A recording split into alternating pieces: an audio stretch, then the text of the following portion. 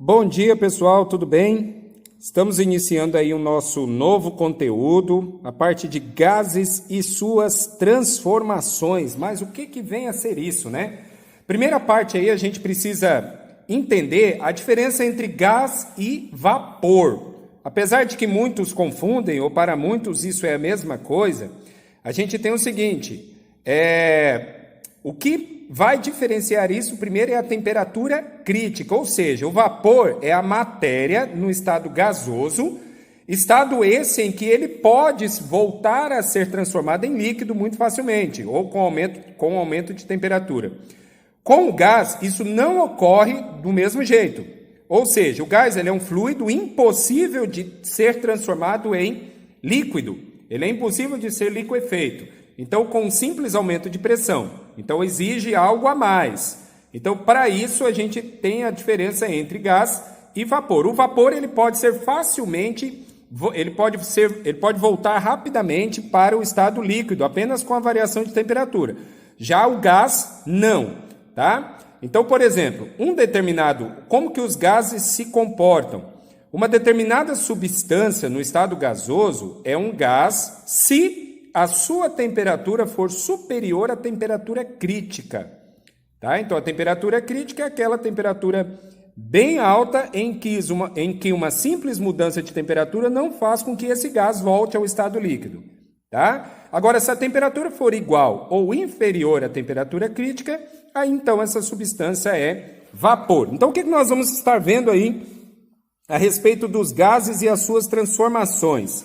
Primeira, a gente precisa entender quais são as variáveis de estado, ou seja, aquilo que influencia no comportamento dos gases, tá? Então, eu tenho 3 características que influenciam aí no comportamento dos gases. E essas características principais são pressão, volume e temperatura, ok? Então, pressão, volume e temperatura são aí as partes principais para identificar aí uma característica dos gases, ok? Então, eu tenho pressão, volume e temperatura, para identificar aí as variáveis de estado dos gases, ok? Então, aqui, ó, por exemplo, o que vem a ser isso? Quando eu tenho algumas características dos gases. Primeiro, eles ocupam todo o espaço do recipiente. Olha aqui, ó. Eu tenho aqui um exemplo, ó. Vamos pensar aí nos gases dentro de um cilindro, né? Ou de um cubo aí dentro de uma caixa. Primeira característica dos gases, eles vão ocupar todo o espaço desse recipiente, ok? Os gases possuem grande capacidade de compressão e expansão, ou seja, eles se comprimem muito facilmente e se expandem muito facilmente. As suas moléculas estão extremamente agitadas, andando de um lado para o outro. Eles possuem baixa densidade também. Então, a gente observa aqui, ó, as moléculas desse gás, elas são flutuantes, ou seja, elas se movimentam muito, muito rapidamente. Ok? Então, assim, ó, quando há muita aproximação dessas moléculas, eu tenho ali os chamados gases reais, que normalmente conhecemos como o gás hélio, o nitrogênio, o oxigênio. Eles têm características moleculares diferentes e particulares. Tá? Eles são chamados de gases perfeitos. Por quê? Porque eles têm uma aproximação diferente entre as suas moléculas. Tá? Então, assim, a agitação dessas moléculas dentro de um recipiente, ou melhor dizendo, os gases, eles possuem essa agitação entre as suas moléculas e as suas moléculas, elas percorrem livre o espaço ali dentro desse recipiente, tá? E eles também exercem, essas moléculas, olha só, aqui nesse meu desenho, essas moléculas também, elas exercem uma pressão muito forte sobre a parede do recipiente, ok? Então, eu tenho essas características aí para os gases. Dentro, a pressão, volume e temperatura, ok? Então, continuando aqui, a gente vai ter aí, ó, quais as outras características aí dos gases, né? O que eu tenho aqui, ó? As variáveis, além das variáveis de estado, a gente tem aí, então, essas características que são importantes. Os gases são formados por moléculas constituídas por um ou vários átomos. Essa parte dos átomos aí, a gente vai ver até lá na frente, que ela entra aí na lei dos gases, tá? As moléculas se encontram em um movimento desordenado. Essa parte aqui, ó, opa, voltando aqui, essa parte é importante aí para a gente poder identificar. Deixa eu só achar aqui o nosso, para eu marcar aqui, vamos lá. As moléculas se encontram em movimento desordenado, tá? Então elas não têm um movimento coordenado, elas andam para todos os lados dentro do recipiente. Obedecem princípios da mecânica, ou seja, como força e a lei gravitacional. Eles podem se movimentar em todas as direções possíveis, com as mais variadas velocidades. Então vamos imaginar aí, ó, dentro de um recipiente cilíndrico, por exemplo, né? Se eu tiver ali várias moléculas, elas vão se movimentar de várias formas, em várias direções, e vão sempre exercer uma pressão na parede do recipiente, ok? Então essa é uma das características aí dos gases.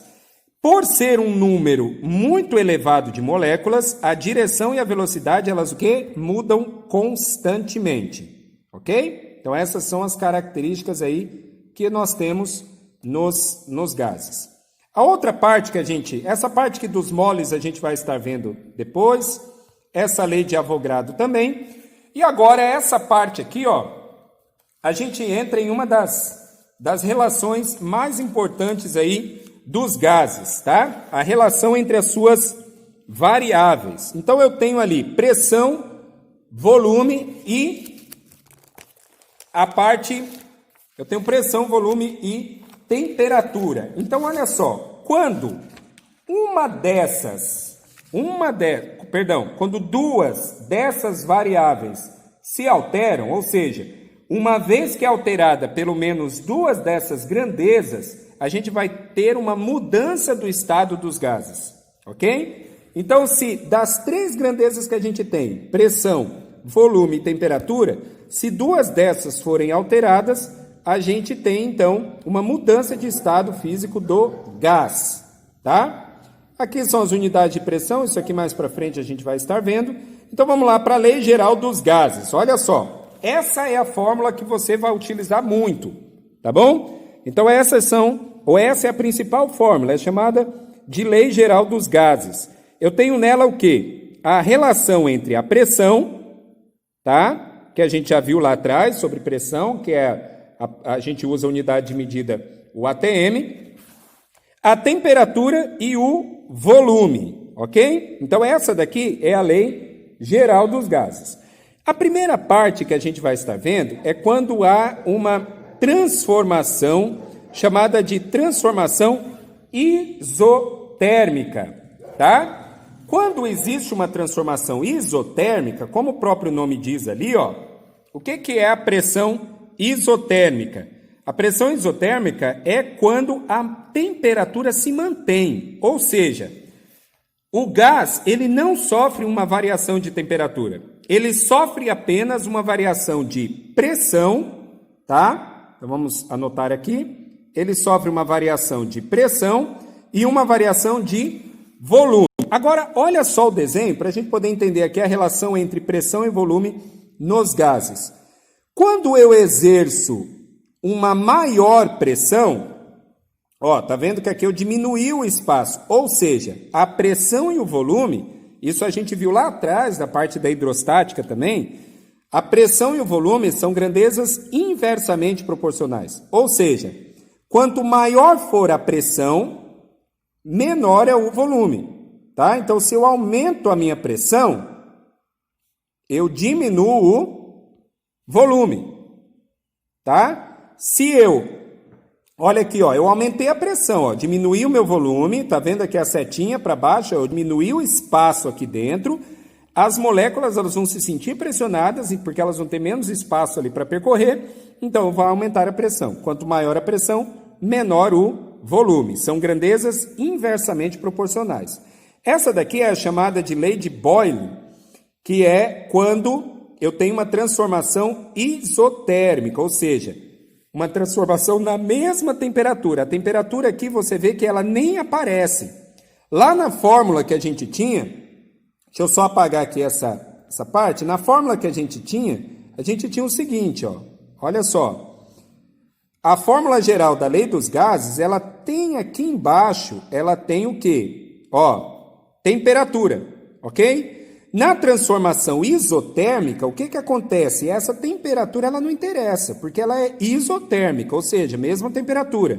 Então, cortando a temperatura, sobrou apenas quem? Pressão inicial vezes o volume inicial é igual a pressão final vezes o volume final, ok? Então, é isso que a gente tem na pressão isotérmica, ou seja, quando a temperatura ela não varia, tá? Apenas o que a gente tem é uma variação de pressão ou de volume. Lembrando que pressão e volume são grandezas inversamente proporcionais. Se eu aumento o volume, eu diminuo a pressão. Se eu aumento a pressão, eu diminuo o volume. Beleza? Então vamos lá, continuando aqui. Mudanças isotérmicas, tá? Então, a gente já viu aí. A outra que a gente tem é a chamada mudança isocórica, ou seja, quando o volume se mantém, tá? Quando o volume é constante. Ela é chamada também de mudança isovolumétrica, tá? Mas tem esse outro nomezinho aí também, isocórica. Mantendo o volume constante e a pressão é diretamente proporcional à temperatura. Aqui, eu já tenho pressão diretamente proporcional à temperatura, ou seja, se eu aumentar a pressão, ó, se eu aumento a pressão, o que acontece com a minha temperatura? Eu aumento a temperatura. São diretamente proporcionais, ok? Então, você percebe que nessa parte aqui, na mudança isocórica ou isovolumétrica, o volume se mantém. O que houve aqui foi um aumento de pressão ou um aumento de temperatura, tá? Então, aqui eu não tenho, o volume para a gente aqui não interessa, porque ele se manteve, tá? Então, mudança isocórica ou mudança isovolumétrica, a pressão e a temperatura é que se alteram e o volume se mantém, beleza? Então, vamos lá. A próxima mudança que a gente tem é a chamada mudança isobárica, tá? Tudo isso aqui a gente tem também lá na apostila 2, aí da página 2 em diante. A mudança isobárica, ela tem pressão constante, o volume, ele é diretamente proporcional à temperatura, ou seja, aqui, ó, você percebe que em todas essas aqui, ó, deixa eu só voltar aqui, todas essas, a gente parte do princípio da lei geral dos gases, ok? Nessa última aqui que a gente está vendo, a mudança isobárica, iso igual, bárico vem de pressão, tá? Então, a pressão se mantém constante, olha aqui, ó, a pressão se mantém constante, o que se altera é o volume e a temperatura, que também são diretamente proporcionais, ou seja, se eu aumentar a minha temperatura, eu aumento também o meu volume, ok? Aumentou a temperatura, aumentou o volume. Nesse caso, quando eu tenho a pressão constante, tá? Então, chamada de mudança isobárica, mesma pressão, ok? Então, essas são as 3 mudanças que a gente tem, essas partes aqui a gente vai estar vendo lá na frente.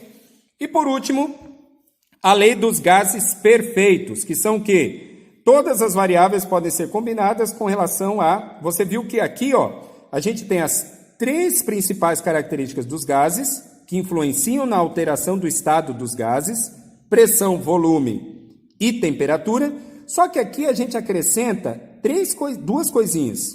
Quais são essas 2 coisinhas? O N, que é o número de moles, tá?